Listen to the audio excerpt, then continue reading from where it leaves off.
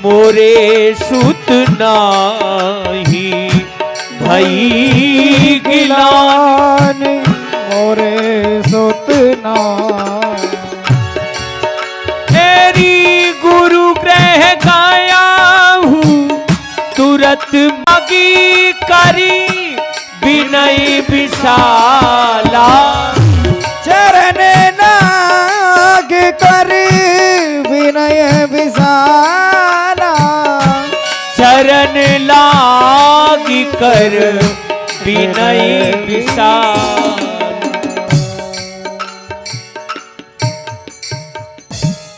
बाला चरण लाग कर विनय विशाला,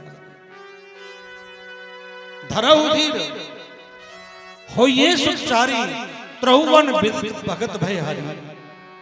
श्रृंगी ऋषि वशिष्ठ बुलावा, पुत्र काम शुभ यज्ञ करावा। महाराज दशरथ के पास गए और कहा महाराज, वशिष्ठ मुनि के पास गए, दशरथ जी हे गुरुदेव, क्या मेरे भाग्य में कोई संतान का योग नहीं है? निसंतान ही क्या मुझे रहना पड़ेगा? और महाराज आगे अवधपुर का फिर क्या होगा? इस अवधपुर के राज को आगे कौन उत्तराधिकारी होगा? कौन इसके राज्य को संभालेगा? हे गुरुदेव कृपा करो और मुझे बताओ मैं क्या करूं? वशिष्ठ मुनि ने कहा, दशरथ मन में विश्वास रखो, हिम्मत रखो, धरो धीर, धरा धीर हो ही सुतचारी, त्रिभुवन विदित जगत भयहारी। धरो धीर, मन में धैर्य धारण करो, हिम्मत रखो, विश्वास करो। हमें ऐसा प्रतीत होता है दशरथ, तुम्हारे घर में एक पुत्र नहीं, विधाता ने 4-4 पुत्र का संयोग लिखा है। तुम्हारे घर में 4-4 पुत्र होंगे। तो महाराज क्या करूं? कैसे होंगे? कि तुमको अपने पुत्र प्राप्ति के लिए पुत्रेष्टि यज्ञ करना होगा। महाराज वो यज्ञ कौन कराएगा? पर श्रृंगी ऋषि को बुलाओ, वो यज्ञ करेंगे, निश्चित आपकी मनोकामना पूर्ण होगी। श्रृंगी ऋषि को बुलाया है। ये श्रृंगी ऋषि कौन है? ये दशरथ जी के दामाद हैं। तुलसीदास जी ने लिखा है राम जी के, ये राम जी और 4 भाई हैं, लेकिन वाल्मीकि रामायण में इसका वर्णन है। दशरथ जी महाराज के 4 भाइयों से बड़ी एक बहन भी थी जिसका नाम था शांति, और शांति नाम की जो कन्या थी वो श्रृंगी ऋषि के लिए ब्याही थी। लेकिन दशरथ जी ने इस कन्या को अपने मित्र रोमपाद के लिए गोद दिया था प्यारे। जब वो कन्या बड़ी हुई तो उसकी शादी श्रृंगी ऋषि के साथ में कर दी थी। गोद देने के कारण से तुलसीदास जी ने उस कन्या का वर्णन तुलसी के रामायण में नहीं लिखा है प्यारे। श्रृंगी ऋषि आए हैं, यज्ञ किया है। यज्ञ नारायण भगवान प्रसन्न हो गए और प्रसन्न होकर के खीर का प्रसाद आशीर्वाद के रूप में आज श्रृंगी ऋषि को दिया है, श्रृंगी ने वशिष्ठ को दिया है और वशिष्ठ ने वो प्रसाद दशरथ को दिया है।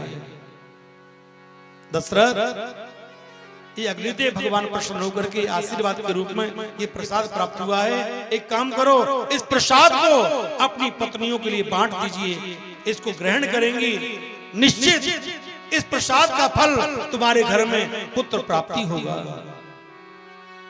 महाराज दशरथ की खुशी का ठिकाना नहीं रहा। सबसे बड़ी रानी कौशल्या है, तो क्यों ना हो,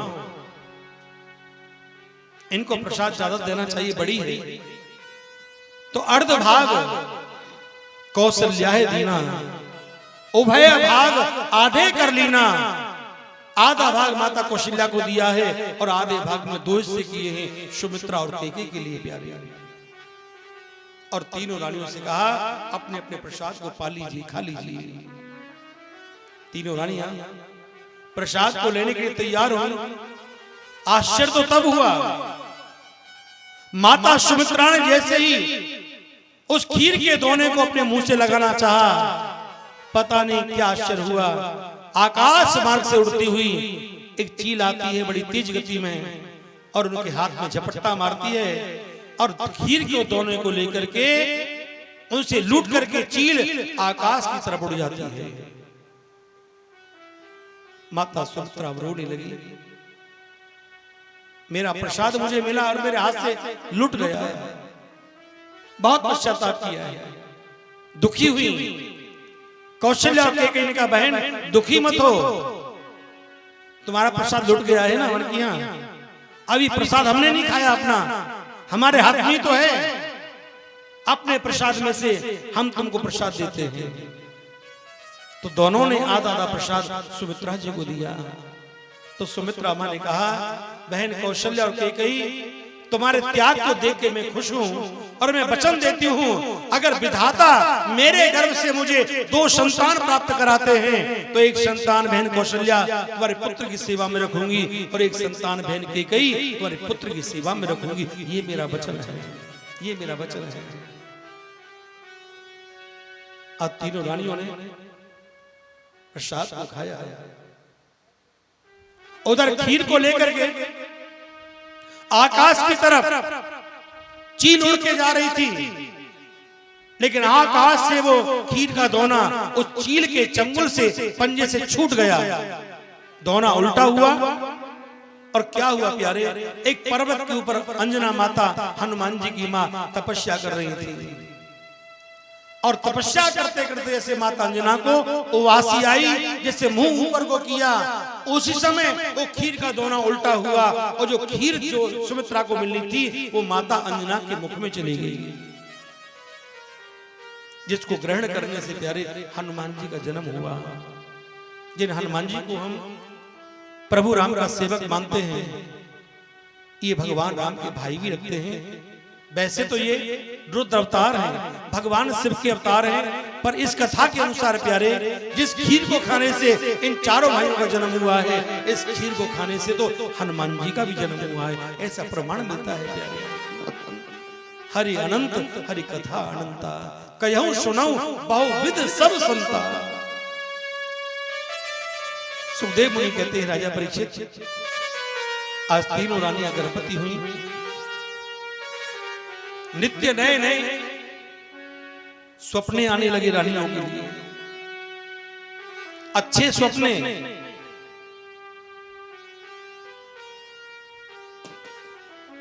हमारे जीवन में अच्छे दिन लाते हैं और गंदे स्वप्ने, ध्यान रखना प्यारे, हमारे जीवन में बुरे दिन लाते हैं, ध्यान रखना। स्वप्नों का भी व्यक्ति के जीवन पर बहुत बड़ा प्रभाव पड़ता है। अच्छे स्वप्न देखे जाएं तो जीवन में आगे अच्छा वक्त आता है और हमें उल्टे सीधे सपने दिखाई पड़े प्यारे, तो समझ लो हमारा समय आगे गलत आने वाला है। उस गलत समय को निकालने के लिए हमको बड़े धैर्य से काम लेना चाहिए। ये संकेत है, सपनों का भी अपना अपना फल होता है।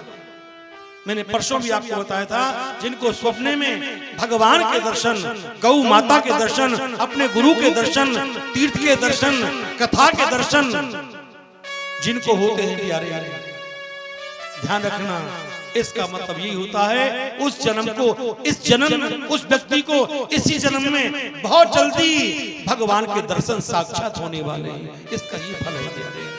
उल्टे सीधे सपनों का फल अलग होता है।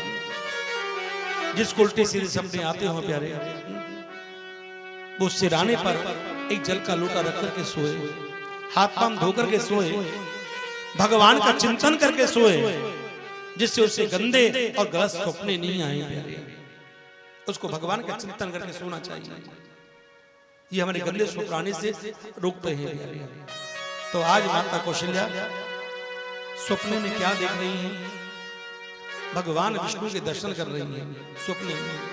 चतुर्भुज रूप है भगवान का, हाथ में शंख है, चक्र है, गदा है, पद्म है, सुंदर माला है। भगवान मन मन मुस्कुरा रहे हैं। ऐसा दिव्य अलौकिक दर्शन माता कौशल्या ने सपने में किया। मां कौशल्या फूली नहीं समाई, आज माता कौशल्या इस स्वप्न का फल जानने के लिए अपने गुरुदेव के पास में आई है। तो गुरुदेव ने कहा, पुत्री कौशल्या, अब ऐसा प्रतीत होता है, ये लक्षण यही बताते हैं कि अवधपुरी में साक्षात श्री हरि नारायण विष्णु का अवतार होने वाला है। अरे क्यों ना हो, भगवान के आगमन के लिए पूरी अवधपुरी को सजवाया जाए। महाराज दशरथ को आदेश दिया तो महाराज दशरथ ने भगवान के आगमन की खुशी में पूरे अवधपुरी को सजवाया, पूरे अवधपुरी को सजवाया। जैसे आजकल हमारे उत्तर प्रदेश के सीएम योगी क्या प्यारे श्रेष्ठ लीडर है, क्या श्रेष्ठ सीएम है यूपी के प्यारे, कितने सनातन धर्म का ख्याल रखने वाले महान। तो मैंने बताया प्यारे, महाराज दशरथ ने आज ऐसे ही पूरे अवधपुरी को सजवाया है। नौमी तिथि मधुमास पुनीता, शुक्ल पक्ष अभिजित हर प्रीता। नौमी तिथि है, चैत्र मास है, अभिजित नक्षत्र है, मध्याह्न का समय है। माता कौशल्या जी के महलों में दिन के ठीक 12 बजे भगवान नारायण चतुर्भुज रूप में माता कौशल्या के सामने एकदम से प्रकट हो गए। बोलो नारायण भगवान की जय हो। कि भाई प्रगट कृपाला दीन दयाला कौशल्या हितकारी, हर्षित में तारी मुनि मनहारी, अद्भुत रूप विचारी। लोग अभिरामा तन घन श्यामा, निज आयुध भुज चारी, भूषण बनमाला नयन विशाला, शोभा सेंदु करारी। करुणा सुख सागर सब गुण आगर, जय गावई श्रुत संता, सोम में हित लागी जन अनुरागी, भयो प्रगट श्रीकंता। ओ ब्रह्मांड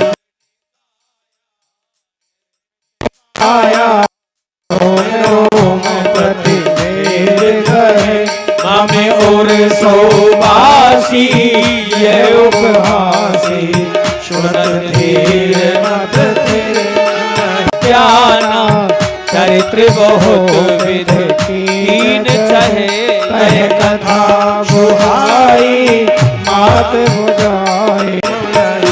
माता पुन बोली सोमत डोली, तजहुताती यह रूपा, की जैसे सुलीला अति प्रियशीला, ये जुग परम अनु। सुन बचन सुजाना रोदन ठारा, कोई बालक सुरभूपा, यही चरित्र जो गावई हरिपद पाई, तेना परई भगवू। के महलों में आज भगवान नारायण चतुर्भुज रूप में प्रकट हो गए हैं। सशंख चक्रम सकरीट कुंडलम, सपीत वस्त्रम सरुषीरुरेक्षणम, कि सहार भक्षस्थल कौस्तुभं श्रियं, नमामि विष्णु शिरसा चतुर्भुजम। आज भगवान चतुर्भुज रूप में प्रकट हुए और कहा, मैया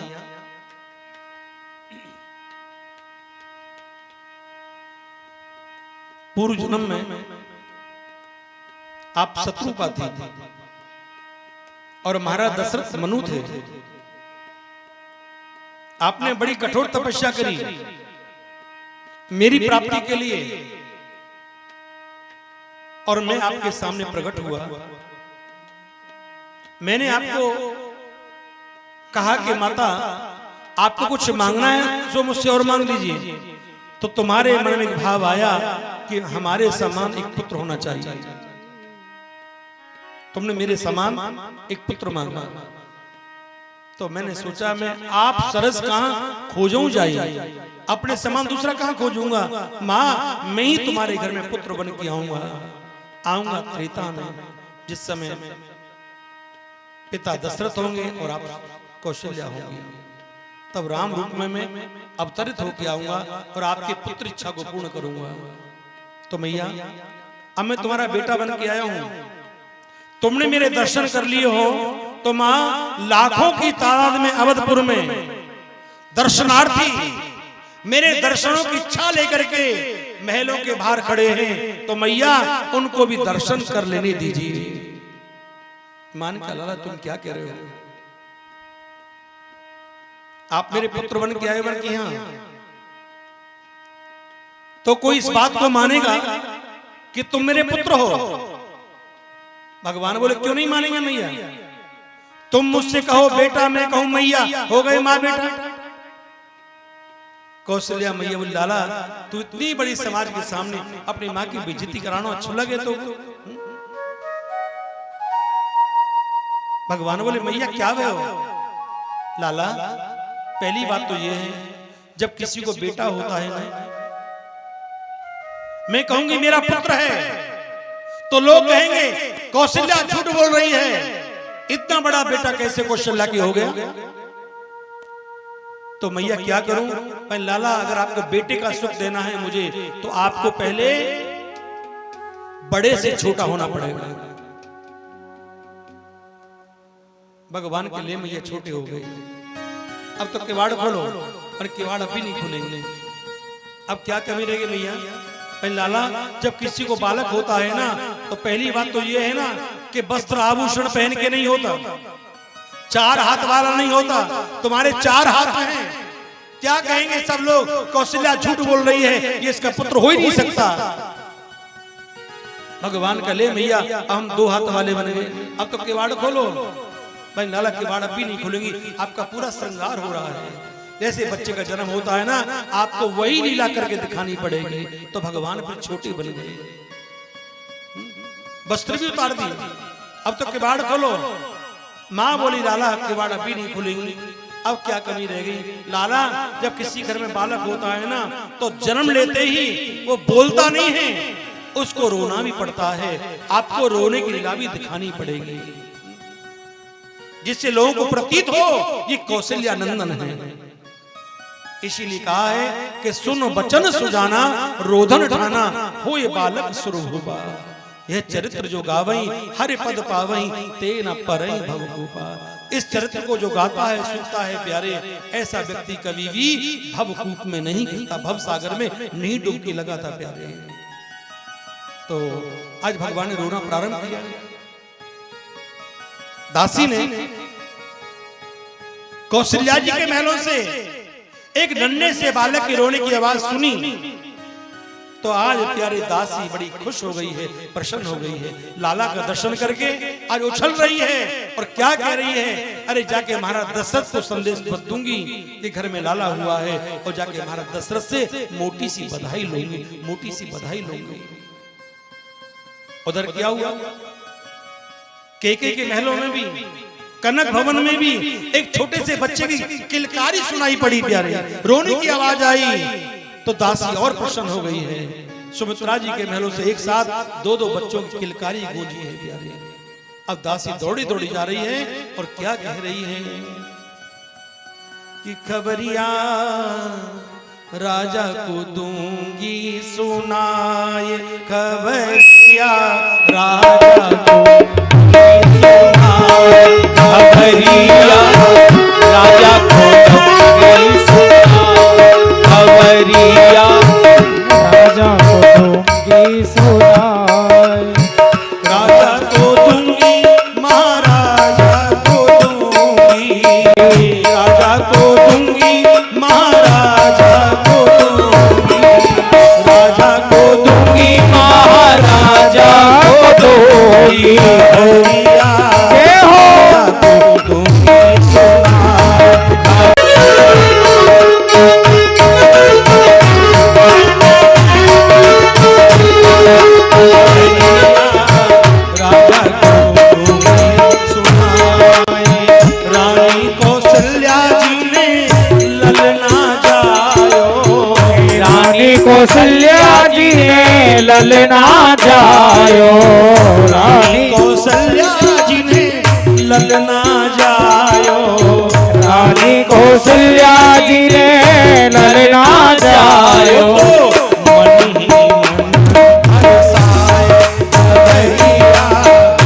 राजा को दूंगी सुनाए, खबरिया राजा को दूंगी सुनाए।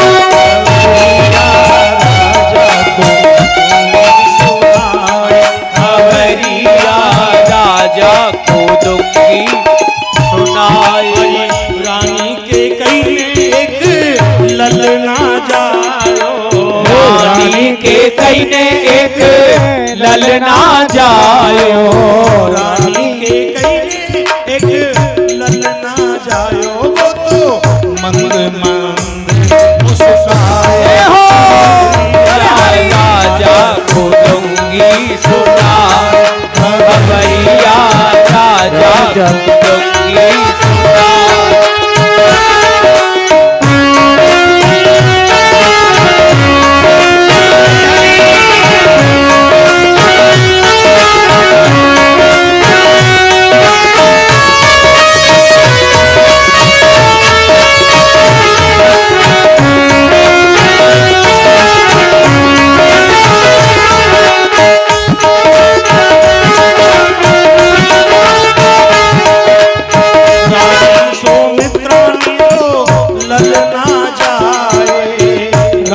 सुमित्रा तो ललना जाए, रानी सुमित्रा ने तो ललना जाए, रानी सुमित्रा ने तो ललना जाए।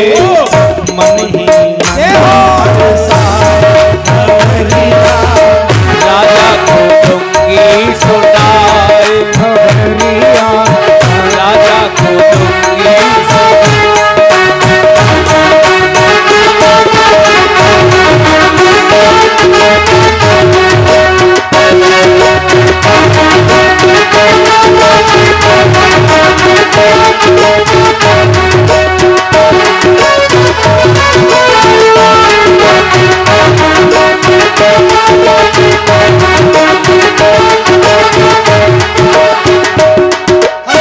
प्रगटे चारों भैया अवध में बाजे बधैया, प्रगटे चारों भैया अवध में बधैया, प्रगटे चारों भैया अवध में बाजे बधैया, प्रगटे चारों भैया अवध में बाजे बधैया, बाजे बधैया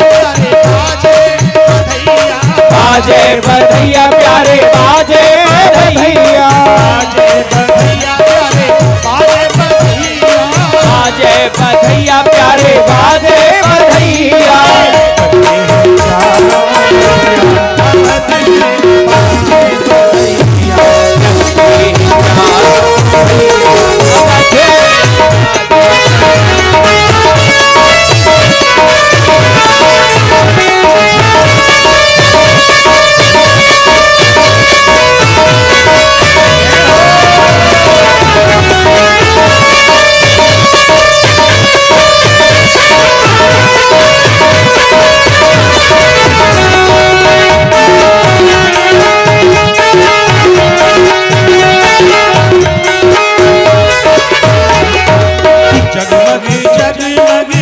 जोत जगी है, जगमग जगमग जोत जगी है, जगमग जगमग जोत जगी है, जगमग जगमग जोत जली है।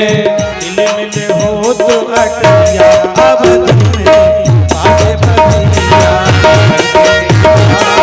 भैया अवध में बाजे बधैया, बाजे बधैया रे बाजे बधैया, बाजे बधैया प्यारे बाजे बधैया, बाजे बधैया रे बाजे बधैया, बाजे बधैया प्यारे बाजे बधैया।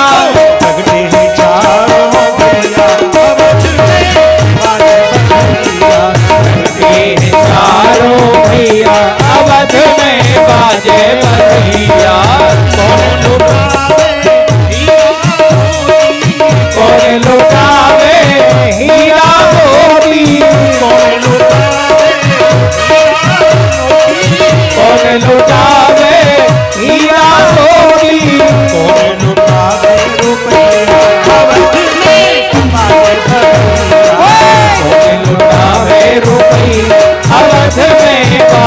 बधैया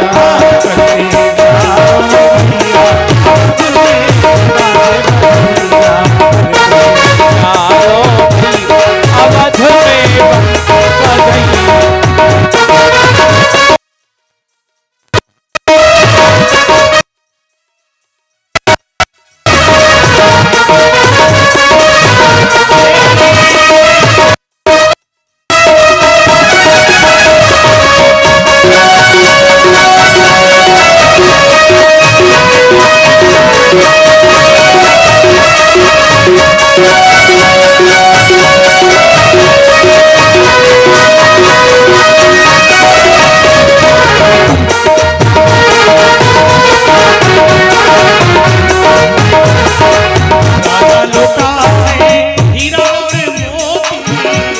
लुटावे राजा लुटावे, हाँ राजा लुटावे, राजा लुटावे जी राजा लुटावे, राजा लुटावे हीरा मोती, राजा लुटावे हीरा मोती, रानी लुटावे रुपया अवध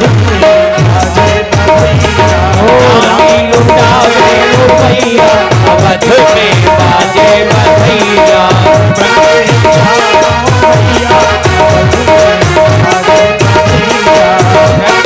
चारों भैया अवध में बाजे बधैया। मृदंग ताल ढप बाजे, झाज मृदंग ताल ढप बाजे, झाज मृदंग ताल ढप बाजे, झाज मृदंग ताल ढप बाजे।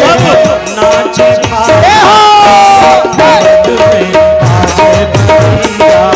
नाचता भैया अवध में बाजे बधैया।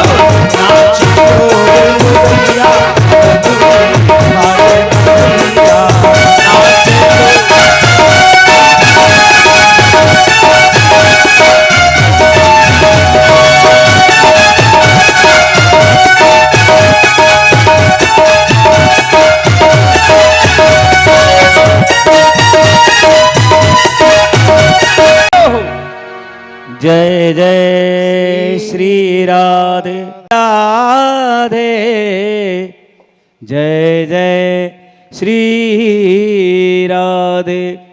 जिसका और ठाकुर जी से आशीर्वाद ले।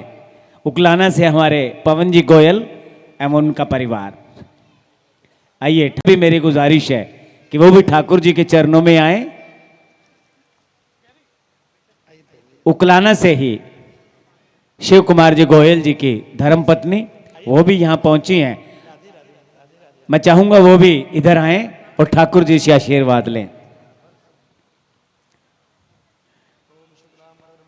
और कल कुछ गौशाला के बारे में हमने जो कुछ कहा था, आज फिर दोहरा देता हूं कि इस छोटी सी गौशाला के अंदर कुछ काम करवाने जा रहे हैं। उसके लिए कुछ दान की व्यवस्था की बात की थी, कुछ समरसीबल वगैरह नलका भी लगवाना है। तो आपसे गुजारिश है कि जिसने भी अपना दान देना हो, कृपया हमारे बीच में आपके भागवत सेवा समिति के सदस्य हैं, उनसे आप लिखवा सकते हैं। हिसार से आए श्री हमारे कौशल जी एवं उनका परिवार, उनसे भी मेरा आग्रह है। कौशल जी परिवार वो भी ठाकुर जी के चरणों में आए। और हिसार से ही अनिल जी मित्तल जी वो भी आए। अनिल जी मित्तल जी हिसार से ही श्री राजकुमार जी शर्मा जी की धर्मपत्नी वो भी ठाकुर जी के चरणों में आए और अपना आशीर्वाद प्राप्त करें। हिसार से ही हमारे मंजू गर्ग जी की धर्मपत्नी जी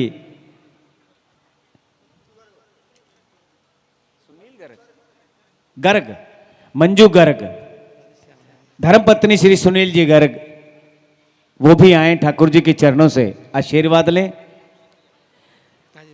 और जितने भी आप प्रश्न पत्र आपको ये कल लौटा देना है। और इसके बाद जिसके भी सब सारे प्रश्न पत्र ठीक होंगे, सारे प्रश्न ठीक होंगे, उनमें से 10 लकी विजेताओं को बहुत बड़ा पुरस्कार मिलेगा।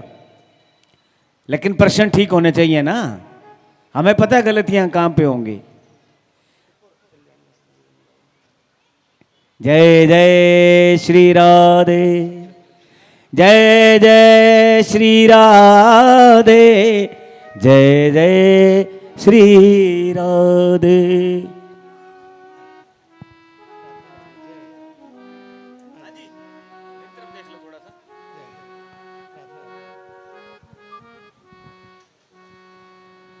जय जय श्री राधे।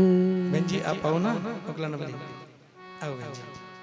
राम बुलाते हैं तुझे, भगवान बुलाते हैं तुझे, श्री राम बुलाते। लौट के आजा हनुमान, लौट के आजा हनुमान, तुझे श्री राम बुलाते हैं। लौट के आजा श्री राम, तुझे भगवान बुलाते हैं। लक्ष्मण के बचा लो प्राण, लक्ष्मण के बचा लो प्राण, तुझे लौट के आजा हनुमान, तुझे श्री राम बुलाते हैं।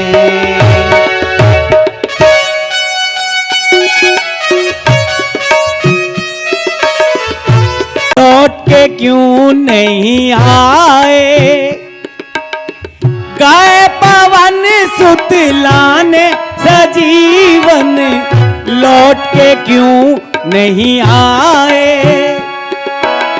सेना में सुग्रीव पुकारे, नरवानर घबराए, सब लोग भय बेहार।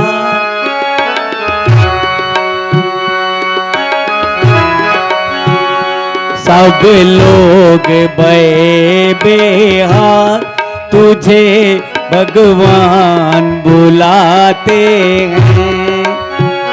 लक्ष्मण के बचा लो प्राण, लक्ष्मण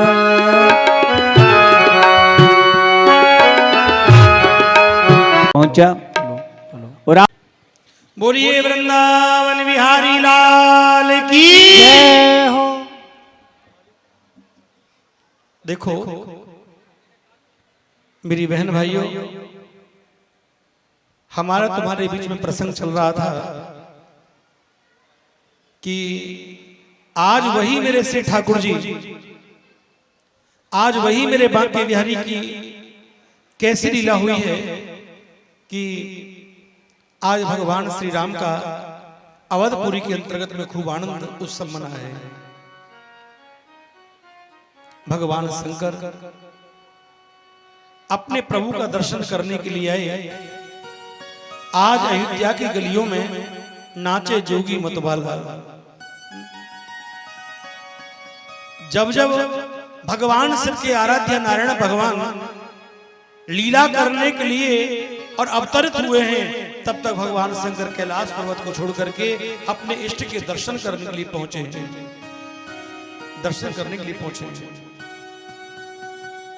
कहते हैं भगवान राम के जन्म के समय सबने खुशी मनाई। 1 महीने तक दिन ही दिन रहा, रात्रि नहीं हो पाई प्यारे, क्यों सूर्यदेव स्थिर हो गए और सूर्यदेव ने कहा कि मेरे आराध्य का जन्म और मेरे समय में हुआ है, तो मैं अपने प्रभु का खूब जी भर के दर्शन करूंगा, प्रभु का खूब दर्शन करूंगा। भगवान राम के जन्म के समय सब देवता प्रसन्न हैं। एक देवता ऐसे हैं जिनका नाम चंद्रमा है, वो दुखी है। दुखी क्यों है? चंद्रदेव ने सूर्यदेव से कहा कि हे सूर्य नारायण, तुम आगे बढ़ो, मुझे भी प्रभु का दर्शन कर लेने दीजिए। सूर्यदेव ने कहा मेरे समय में प्रभु का आगमन हुआ है, मैं नहीं हटूंगा। 1 महीने तक प्यारे पूरा दिन ही दिन रहा है।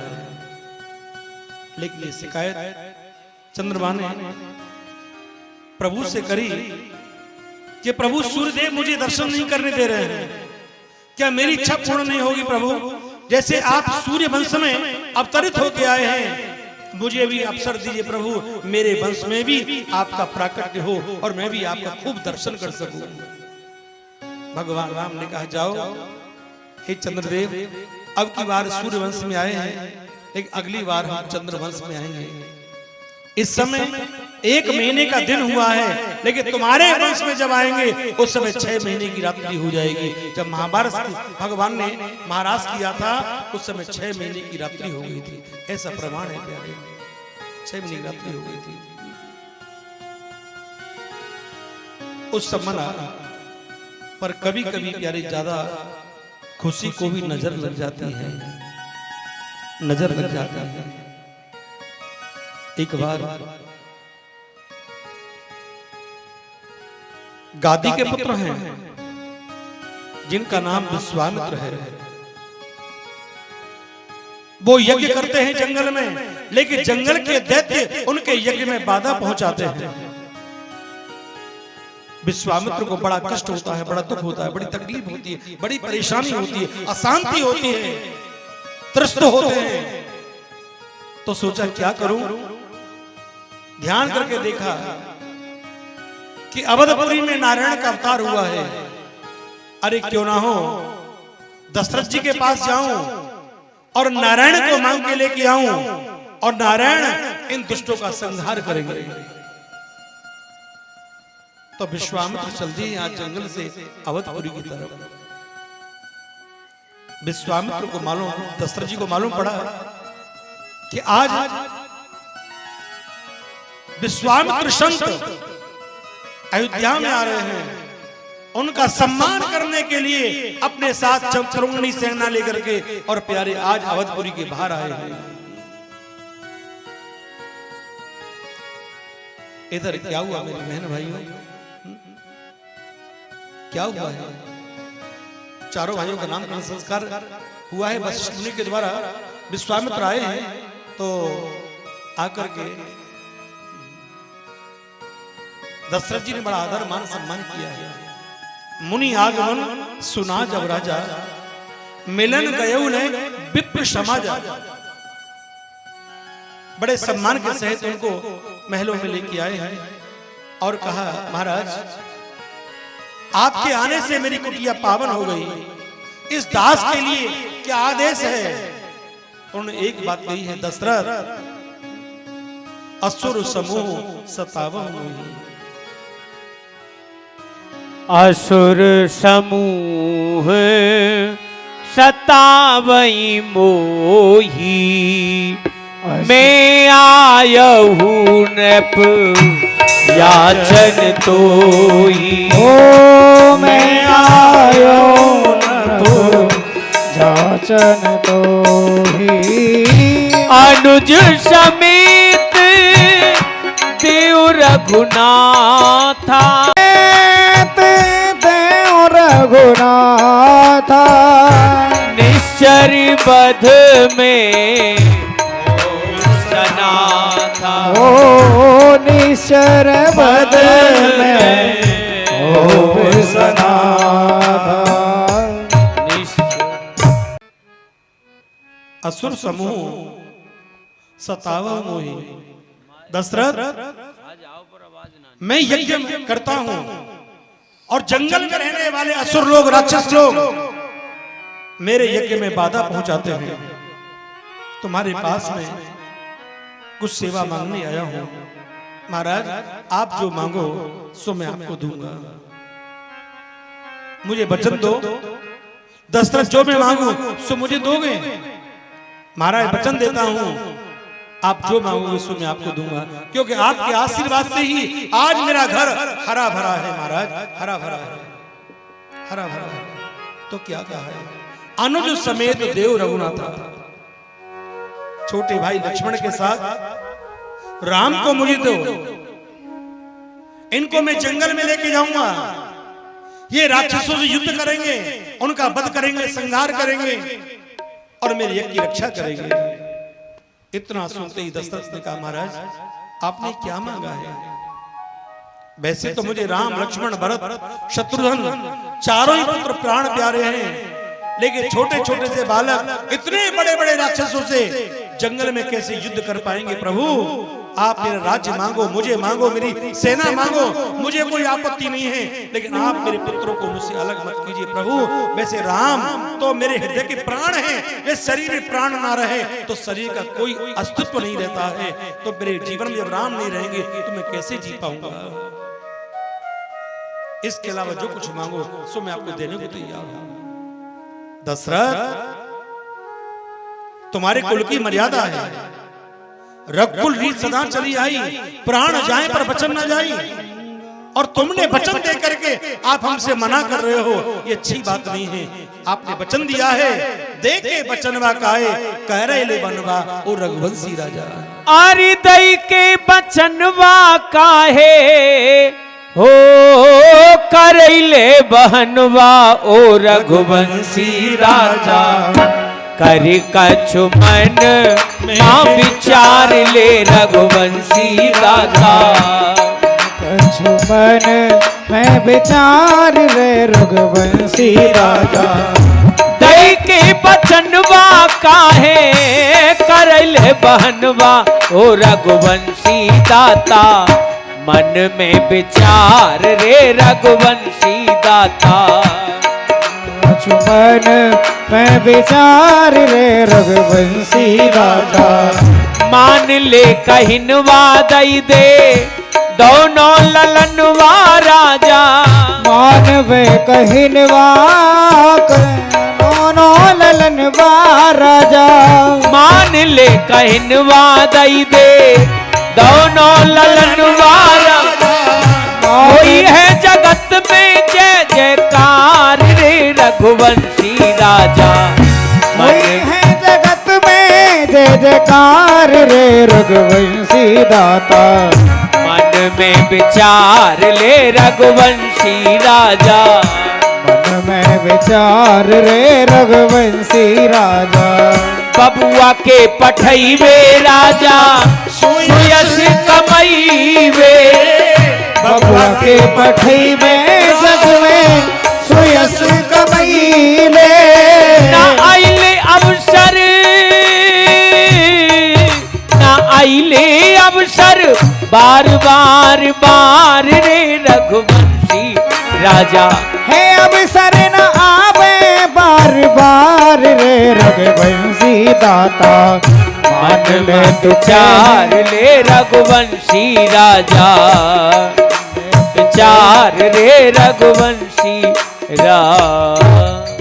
मन में विचार करो राजा दशरथ, आप तो रघुवंशी हो। देखे बचनवा काय करे ले बहनवा ओ रघुवंशी राजा। महाराज ये छोटे छोटे से बच्चे इतने बड़े बड़े राक्षसों से युद्ध कैसे कर पाएंगे? विश्वामित्र का दशरथ जिनको तुम बालक मान रहे हो, बालक नहीं ये रूप प्रभु का। तुमने ऐसा कोई पुण्य किया है कि स्वयं नारायण तेरे घर में पुत्र वन के लीला करने के लिए आए हैं, दैत्यों का विनाश करने के लिए आए हैं। और आपको पता है नारायण का अवतार संसार में कब और किस लिए होता है? यदा यदा हि धर्मस्य ग्लानिर्भवति भारत अभ्युत्थानम धर्मस्य तदात्मानं सृजामयम् परित्राणाय साधूनां विनाशाय च दुष्कृतां धर्म संस्थापनार्थाय संभवामि युगे युगे। हर युग में जब अत्याचार होता है तो भगवान का अवतार होता है। कलयुग में भी भगवान के अवतार हुए हैं और लास्ट में भगवान का एक अवतार होगा जिसे कल की अवतार कहते हैं। हर युग में भगवान अवतार लेते हैं यार, किसी न किसी रूप में। तो वशिष्ठ मुनि ने समझाया दशरथ ये पुत्र का मोह त्याग करके हम तुम्हारे गुरु हैं, आपको आदेश करते हैं। हम विश्वामित्र के क्रोध को जानते हैं, पता नहीं अवधपुरी में कोई अनहोनी घटना न घटित हो जाए। इसलिए राम लक्ष्मण को उनके साथ भेजने में ही आपकी भलाई है। विश्वामित्र ने कहा,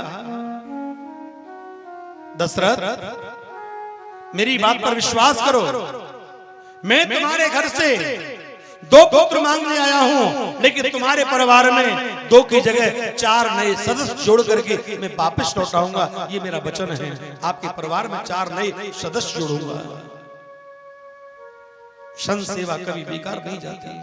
राम लक्ष्मण को बुलाया। राम जी ने कहा, गुरुदेव पिताजी ने आज्ञा दी है, माँ का आशीर्वाद लेके मैं तुम्हारे साथ चलूंगा। माँ का आशीर्वाद लेके आए हैं।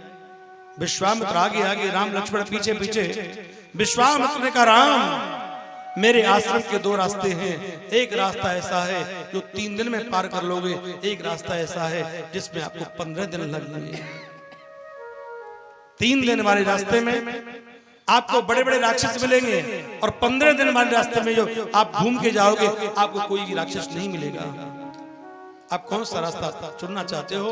तो राम जी ने कहा, हे गुरुदेव, आप जिस उद्देश्य से मुझे पिताजी से मांग करके लाए हो, आप अपना उद्देश्य पूर्ण कीजिए। अब जाने लगे तो क्या हुआ प्यारे? सबसे पहले ताड़ का नाम की राक्षसी आई। एक ही बाण प्राण हर लीना। भगवान ने तर्कश से बाण निकाला, ताड़का को प्राणों से रहित कर दिया। ज्योति निकली, भगवान में समा गई। 1000 हाथियों की ताकत रखने वाली ताड़का को भगवान श्री राम ने एक ही बाण से समाप्त कर डाला। स्वभाव मारीच नाम के बड़े बड़े दैत्य हैं जिनमें बड़ी शक्ति है प्यारी। स्वभाव को भगवान ने मारा, और मारीच नाम के दैत्य को बिना फण के बाण पर 400 योजन दूर लंका में पहुंचा दिया। आगे क्या दिखा है? आश्रम एक देख मगमाई, खग मृग जीव जंतु तहनाई। पूछा मुनि शिला प्रभु देखी, और कयहु कथा सब प्रभु विशेषी। रास्ते में देखा एक आश्रम है, उजड़ा पड़ा हुआ है। उन पेड़ों पर कोई पक्षी भी चहचह नहीं कर रहे हैं, कोई फल फूल नहीं लग रहे हैं, और एक पत्थर की शिला पड़ी हुई है। तो राम जी ने पूछा, गुरुदेव ये पत्थर की शिला यहाँ कैसे पड़ी है? इसके पीछे क्या कारण है? तो एक ही बात कही है कि गौतम नारी श्राप वश उपल देहो महुधीर, चरण कमल रज चाहती, अब कृपा करो रघुवीर। हे रघुवीर, ये गौतम ऋषि की पत्नी अहिल्या है, अपने पति के श्राप के कारण से पत्थर की शिला बन गई है। हे राम, मैं आपको आदेश देता हूँ, आप इनका उद्धार करो, अपना चरण लगाओ, जिससे ये पत्थर की शिला से निकल करके अपने अष्टी रूप में आए गौतम ऋषि की पत्नी, और अपने पति के धाम को चली जाए। राम जी ने कहा, गुरुदेव क्या कह रहे हैं? ये गौतम ऋषि की पत्नी अहिल्या पति श्राप के कारण से पत्थर बन गई है। गौतम ऋषि ब्राह्मण, और हमारा जन्म क्षत्रिय वंश में हुआ है, और क्षत्रिय होकर के अगर ब्राह्मण को चरण लगाए या ब्राह्मण से चरण छुड़ाए तो उसका मतलब जानते हो क्या होता है? उसने अपनी जिंदगी में जितने पुण्य किए हों उसके सारे पुण्य उसी क्षण नष्ट हो जाते हैं। कभी ब्राह्मण से व्यक्ति को चरण नहीं छुपाने चाहिए। ब्राह्मण का तो बालक भी हो, वो भी ब्रह्म रूप है प्यारे, उसका आदर मान सम्मान करो, उसकी इज्जत करो। जैसे कहते हैं ना, ठाकुर जी छोटे हो चाहे ठाकुर जी बड़े हो, ठाकुर जी पूजनीय है। तुलसी का पौधा छोटा हो या तुलसी बड़ी हो, तुलसी पूजनीय है। गौ माता छोटी हो, गौ माता बड़ी हो, वो पूजनीय है प्यारे। गुरु छोटे हो चाहे गुरु उम्र में बड़े हो, गुरु पूजनीय है। इनका सम्मान करके प्यारे हम अपने पापों से मुक्ति प्राप्त करते हैं, उनका आशीर्वाद ग्रहण करते हैं। तो राम जी ने कहा, गुरुदेव हमारा जन्म क्षत्रिय वंश में हुआ है, और गौतम ऋषि की पत्नी अहिल्या ब्राह्मणी पति के श्राप के कारण से पत्थर हुई है, और आप कह रहे हो हम चरण लगाएं महाराज, इसमें मर्यादा नष्ट हो जाएगी। विश्वामित्र ने कहा, राम आप महान हो, हम तुमसे कहते चरण मत लगाइए, जरा जरा चरण ऊपर उठाइए तो सही। राम जी ने चरण ऊपर उठाया, एक हवा का झोंका आया, राम जी के चरणों में लगी हुई रज राम जी के चरणों से छूटी और जो पत्थर की शिला थी प्यारे, वो चरण रज उस पत्थर की शिला पर गिर पड़ी है। और देखते देखते उस चरण रज से गौतम ऋषि की पत्नी अहिल्या अपने पति कहते पाषाण रूप को त्याग करके अष्टि रूप में आ गई है। और अष्टि रूप में आके भगवान की वंदना करके सीधे अपने पति लोक को चली जाती है। ये प्रमाण भगवान रामचंद्र मानस में आया है, पति लोक को चली गई। आगे क्या देखा, जनकपुर के निकट पहुंचे हैं, सीता मां का स्वयंवर हो रहा है। देश देश के राजा उस स्वयंवर में अपनी शक्ति आजमाने के लिए आए हैं। महाराज जनक ने सबको निमंत्रण दिया है स्वयंवर का प्यारे। तो विश्वामित्र जी भी राम लक्ष्मण को लेके आज जनकपुर के निकट पहुंचे। तो राम जी ने कहा, गुरुजी भैया लक्ष्मण जनकपुर देखना चाहते हैं, अगर आपकी आज्ञा पाऊं तो भैया लक्ष्मण को जनकपुर दिखा करके शीघ्र वापस लौट आऊंगा। आप हमें आज्ञा दीजिए प्रभु, आज्ञा दीजिए। गुरु जी ने कहा, राम जनकपुर बड़ी सुंदर नगरी है,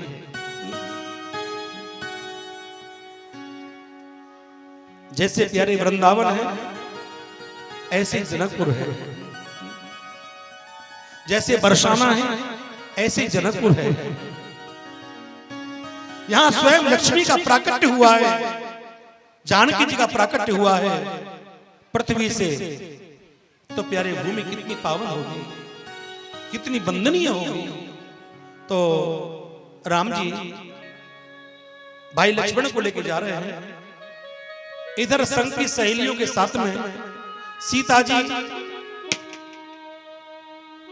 उपवन में एक बड़ा सुंदर मंदिर है, मां भगवती दुर्गा आशक्ति का प्यारे पूजा करने के लिए आई है, मां शक्ति को प्रसन्न करने के लिए आई है। राम जी ने सीता जी को देखा, सीता जी ने राम जी को देखा, आपस में चर्चा होने लगी, आंखों ही आंखों में चर्चा हुई है। सीता जी अपनी संग की सहेलियों से बोली, बहन देखो हमारे पिता ने क्या पढ़ रखा है कि जो धनुष पर चाप चढ़ाएगा वही सीता बर होगा। लेकिन इतनी सुंदर जोड़ी विधाता ने रची है, इस जोड़ी को देख करके और जो श्याम वर्ण के हैं ना, जिनके कोमल अंग हैं, इनको देखकर मेरा मन इन तरफ आकर्षित हो रहा है। और मुझे ऐसा लगता है पता नहीं इनसे मेरे कितने जन्मों का संबंध है।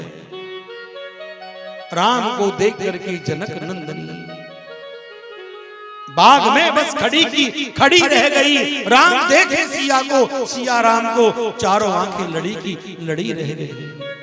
तो संग की सहेली बोली, जानकी जी आप इतने दिनों से माता भगवती दुर्गा की उपासना कर रही हो, माता भगवती के आशीर्वाद से आपकी मनोकामना अवश्य पूर्ण होगी, अवश्य पूर्ण होगी। राम जी ने कहा, भैया लक्ष्मण तात जनक तनिया ये सोई और धनुष यज्ञ यही कारण होई। ये वही जनक नंदिनी सीता है जिनके कारण से आज इतना बड़ा स्वयंवर हो रहा है। पर क्या बताऊं भैया लक्ष्मण, जानकी जी को देख करके मेरा दायां अंग भड़क रहा है। और पुरुषों का दायां अंग भड़कना शुभ संकेत देता है, माता बहनों का बायां अंग भड़कना शुभ संकेत देता है। आज राम जी ने कहा, भैया कहीं देर ना हो जाए, गुरु पूजा के लिए पुष्प लेके हम चलते हैं। पुष्प लेके राम जी लक्ष्मण को लेके अपने गुरु जी के पास चले गए। आज प्यारे जानकी जी माँ भगवती के मंदिर में गई हैं, पूजा की है, माँ भगवती को प्रसन्न किया है। और माता ने कहा, हे जानकी जी बताओ तुम्हारी क्या इच्छा है, आज जो तुम मांगोगी आपको वही प्राप्त होगा। तो क्या कहा है, और सिया मांगे अवध को राज, सरयू नहाए बेकू। सिया मांगे अवध को राज, सीतास सरयू नहाई बेखो।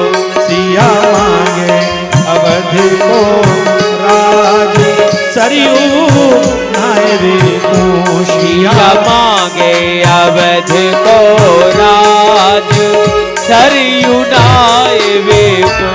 और लक्ष्मण जैसो देवर मांगे, लक्ष्मण जैसो देवर मांगे। लक्ष्मण जैसो देवर मांगे। लक्ष्मण जैसो देवर मांगे। राम जैसो भरतार सरयू नहाए रे देखो।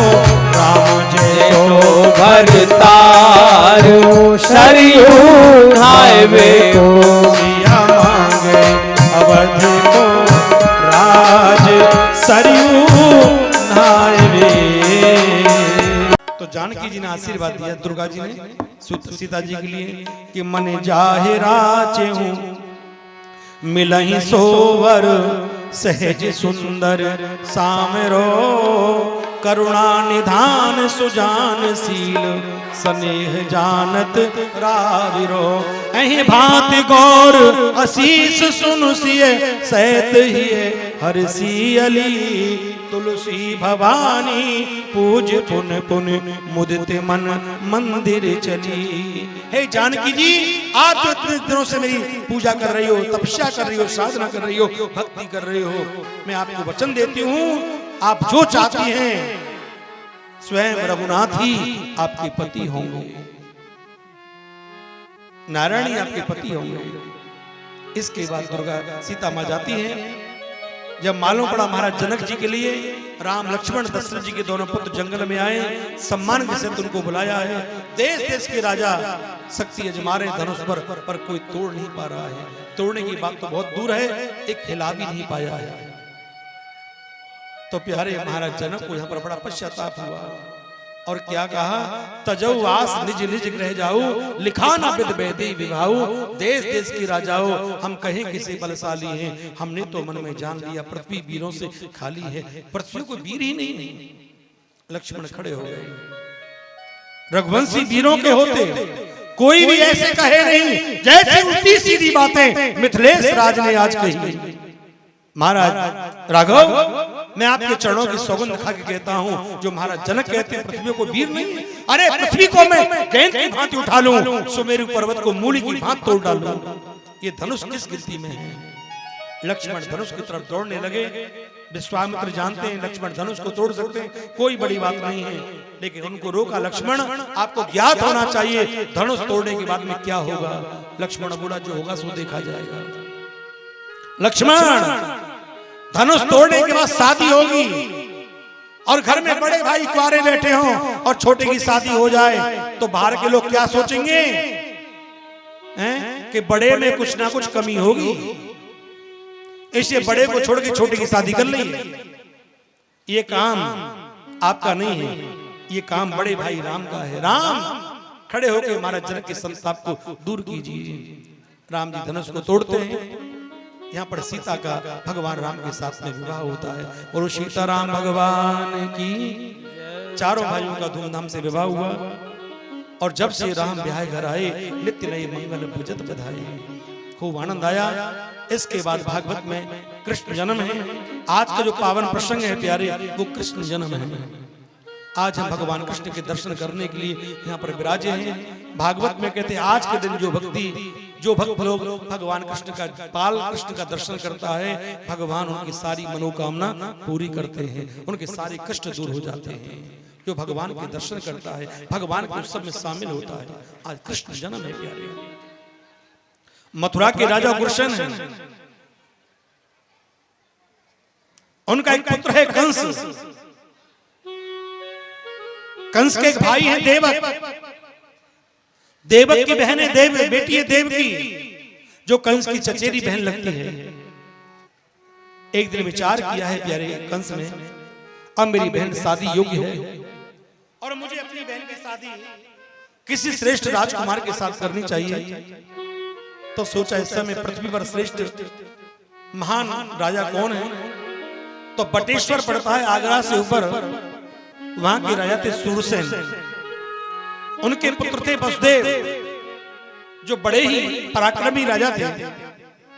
तो सोचा क्यों ना हो अपनी बहन की शादी में वसुदेव जी के साथ में करूं। पक्का रिश्ता हो गया, शादी हुई। कंस ने कहा अपनी बहन को विदा करने के लिए खुद मैं रथ में बैठा के लेके जाऊंगा। रथ में बैठा के लेके जा रहे थे, देवताओं में खलबली मची। देवताओं ने सोचा क्यों ना हो कंस को संबोधन किया जाए कि कि आगे क्या होने वाला है। तो देवताओं ने कहा, रे कंस, तुझे पता नहीं, जिस अपनी बहन देवकी को बड़े प्यार से लाड़ चाप से अपने रथ में बैठा करके इसकी ससुराल जो विदा करके तू लेके जा रहा है, तुझे पता होना चाहिए इसके गर्भ से होने वाली 8वीं संतान तेरा काल होगी, काल होगी, काल होगी, काल होगी, काल होगी। देवताओं ने आकाशवाणी की। कंस ने आकाशवाणी को सुना, एकदम से क्रोध में आ गया और कहता है, देवकी की बहन की संतान मेरा काल होगी, तो मैं देवकी को ही मार देता हूं। ना होगा बांस, ना बजेगी बांसुरी, ना बचेगी देवकी, ना होगी मेरी संतान मुझे मारने वाली। आज मैं देवकी को मारता हूं। देवकी के केस पकड़ लिए और उससे नीचे खींच लिया। बस देव ने कहा, रे कंस, तुम तो इतने बड़े पराक्रमी राजा हो, अवला पर हाथ उठाने से बढ़ती है शान किसी की नहीं। ये अब देवकी मेरी पत्नी है, इसकी रक्षा करना मेरा धर्म है, और आप इतने बड़े वीर हैं, आप देवताओं की बातों पर जा रहे हो। मैं आपको वचन देता हूं, आपसे मेरी मित्रता भी है, इसके गर्भ से जो संतान होगी जिससे आपको डर लग रहा है, वो संतान मैं आपको दे दूंगा। कंस ने कहा, मुझे विश्वास नहीं होता, कोई अपनी संतान को मरवाने के लिए किसी दूसरे के हाथ में दे दे, ऐसा मुझे विश्वास नहीं होता। अगर आप मुझे विश्वास दिलाना चाहते हो तो बस देव, जब तक आपके 8 संतान नहीं हो जाती हैं, आपको मेरे कारागार में बंद रहना पड़ेगा। बस देव जी का ठीक है, कारागार में डाल दिया गया, प्यारे हथकड़ी डाल दी गई। भगवान की क्या गति है। प्रथम संतान हुई, वसुदेव जी अपने वचन अनुसार उस संतान को लेकर कंस के पास में आए हैं। महाराज, प्रथम संतान हुई है। तो कंस ने कहा, इसने मेरा क्या बिगाड़ा है, मुझे 8वीं संतान देनी चाहिए। देवताओं में खलबली मच गई। कंस धार्मिक हो गया है, और जब जितना धार्मिक हो जाएगा तो भगवान का अवतार जल्दी नहीं होगा, और भगवान को जल्दी आने की समय आवश्यकता है। देवताओं ने नारद जी जाओ और कंस की मति खराब करो। नारद जी आकाश मार्ग से आए, कंस के गुरु है नारद जी, लेकिन नारद जी ने कहा, अरे कंस, तूने आकाशवाणी नहीं सुनी? महाराज, सुनी। 8वीं संतान मेरा काल होगी, और तूने अपने काल को अपने हाथ से छोड़ दिया, और ये तो पहली संतान है महाराज। एक गुलाब का फूल लिया है प्यारे, जिसमें 8 पंखुड़ी हैं, और कहा, इन पंखुड़ियों में से बता दो इसमें पहली कौन सी है और 8वीं कौन सी है। कुछ समझ में नहीं आ रहा था। ऐसे ही बेटा कंस, देवताओं की लीला समझ में नहीं आ सकती। अरे पहली संतान भी 8वां बन सकती है, और 8वां भी पहली बन सकती है। अब कंस ने कहा, महाराज, तुम मेरी आंख खोल दी, वसुदेव जी का संतान को लेके आओ, उसको मैं नहीं छोड़ूंगा। पहली संतान का वध किया, दूसरी, तीसरी, चौथी, 5वीं, 6 संतानों को मार दिया। 7वीं संतान में भगवान नारायण ने आज्ञा दी, चल मेरी योग माया, जो माता देवकी के गर्भ में संतान पल रही है, इस संतान को निकाल करके शीघ्र जो मेरी दूसरी माता है रोहिणी, गोकुल में उसके गर्भ में पहुंचा दो प्यारे। जिससे बलराम जी का जन्म हुआ, उधर मथुरा में ऐसा लगा कि गर्भ खंडित हो गया है। बोलो बलराम जी महाराज की। 8वीं संतान में आज मथुरा की जेलों में स्वयं मेरे बांके बिहारी आने वाले हैं। कंस ने 14,000 पहरेदार लगवा दिए। आज मैं देखता हूं मेरा शत्रु यहां से कैसे निकल के भाग जाएगा। हाथों में मोटी मोटी हथकड़ी पड़ी है, जेलों में मोटे मोटे ताले लगे हुए हैं। सुखदेव मुनि कहते हैं, राजा परीक्षित, आज भादों का महीना है, अष्टमी तिथि है, रोहिणी नक्षत्र है, और बुधवार है, रात्रि का समय है, अंधेरी रात हो रही है। ठीक रात्रि को 12 बजे मथुरा की जेलों में भगवान नारायण प्रकट हो गए। बोलो कन्हैया लाल की जय हो।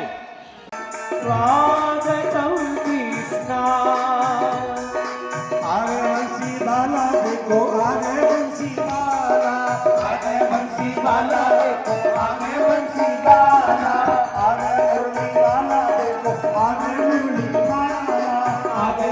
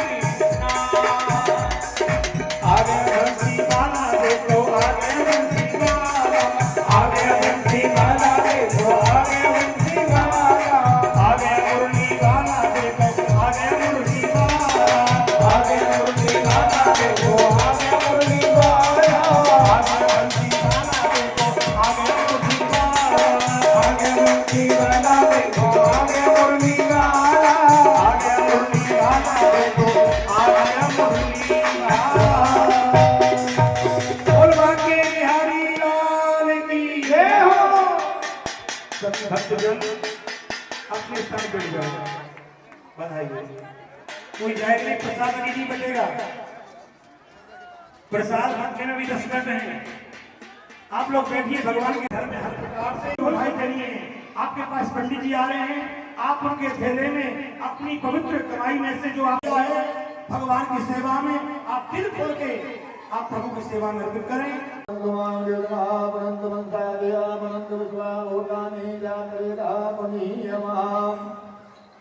हरि ओम ओम विश्ववेदाः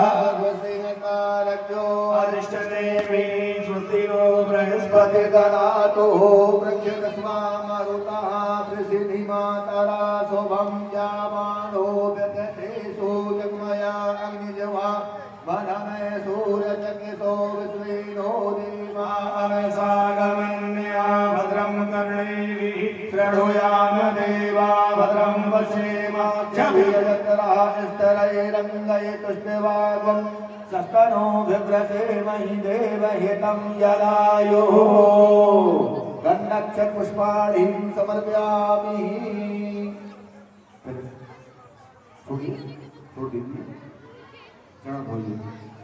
हरे ओम सत्यव्रतं सत्यपरं च सत्यं सत्यस्य योनिं निहतं च सत्यै सत्यस्य सत्यं सत्यनेत्रं सत्यात्मकं त्वं शरणं प्रपन्नः। बालकृष्णाय नमः। गन्धक्षुरुभयामि। चंदन लगाएंगे, चंदन। हरि ओम तम अद्भुतं बालकमम्बुजेक्षणं चतुर्भुजं शंखगदायुधायुधं श्रीवत्सलक्ष्यं गलकौस्तुभं पीताम्बरं सात्रपयोदशोभगं श्री अखण्डचन्दनं दिव्यं गङ्गादेहं सुमनोहरं विलेपनं सुरुश्रेष्ठां चन्दनं मृतगह्यतां चन्दनं समर्पयामि। चन्दनं अक्षत समर्पयामि। पुष्पमाल्यं समर्पयामि। बधाई दक्षिणा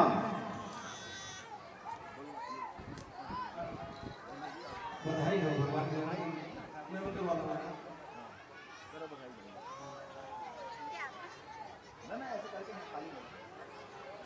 राधे राधे। हाथ जोड़ लीजिए, हाथ जोड़ लो। बंसी विभूषित कराधवनीरदावान् पीताम्बराधरणबिम्बफलाधरोष्टात् पूर्णेन्द्र सुन्दर मुखाधरवेन्द्रनेत्रात् कृष्णात् परं किमकरमहं न जाने। प्रार्थनापूर्वकं नमस्करोमि। बोल बालकृष्णलाल जी। प्रणाम कर लीजिए और खड़े हो जाएंगे। आप महाराज श्री का पूजन करेंगे, तिलक करेंगे।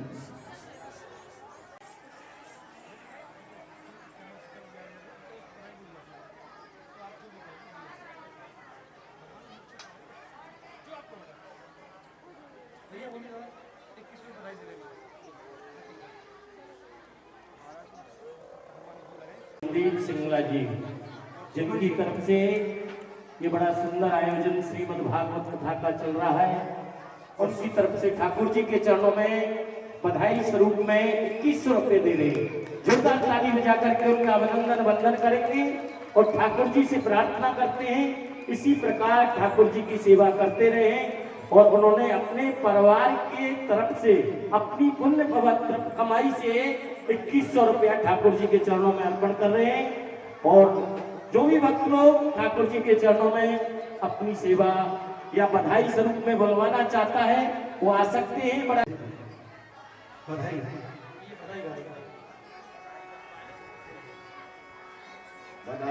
अब चलो नंद के द्वार वो द्वारे लाला के दर्शन करिया अब चलो नंद के द्वार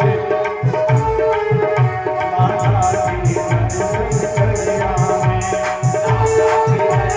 करिया मोहन के दर्शन करिया लाला के दर्शन करिया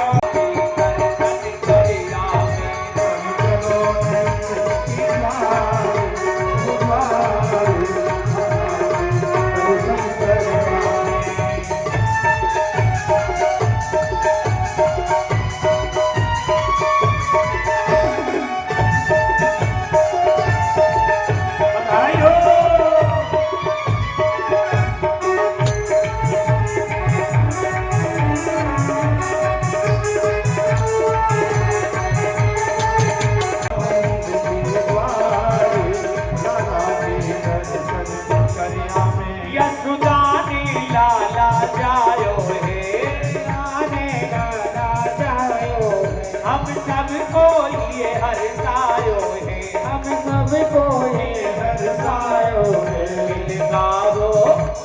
गावो मंगल चार ओ चार लाला के दर्शन करिया अब चलो में द्वार हो द्वार लाला के दर्शन करिया में हो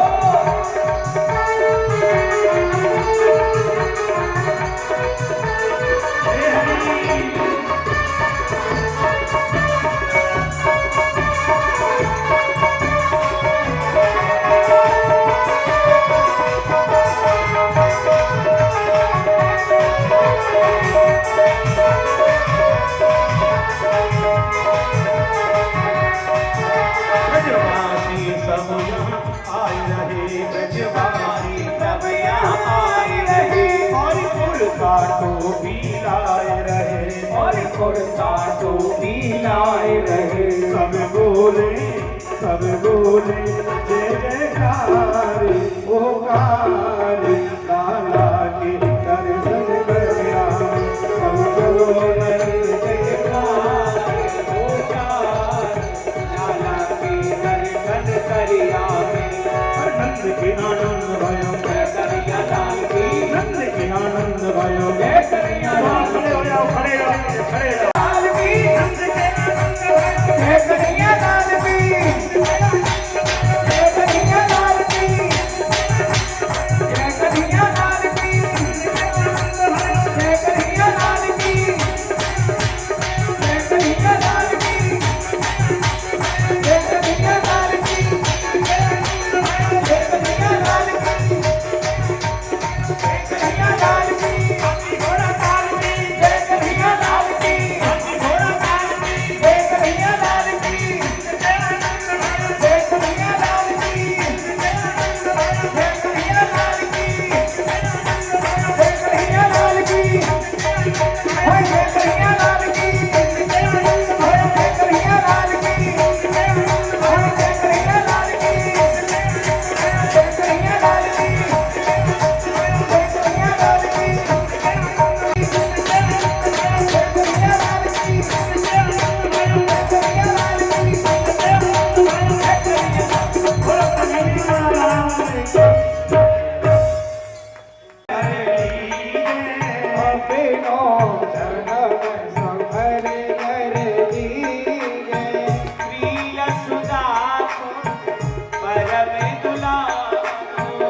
प्रिय सुधा परम दुलारो की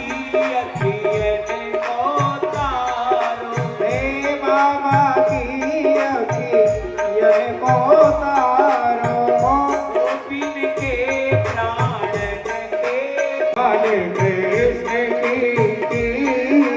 बलिदाऊ को छोटो भैया छोटो भैया अनुआ कहते बोले भैया अनुआ कह बोले अगे भैया परम मुक्त मन लेत बलैया परम मुक्त मन लेत भैया यह चरणे नन में भर लीजिए ये सब नैनन में भर लीजिए तो तारी बोलिया की मधुर सुहावे हो तो तरी बोले मधुर सुहावे सखन संग खेलत सुख पावे हो सखन संग खेलत सुख पावे कोई रुकनी जो इनको ध्यावे हो सोई सुख ली कर लीजिए और दीवार कृष्ण की आपे रो जन्म सुफल कर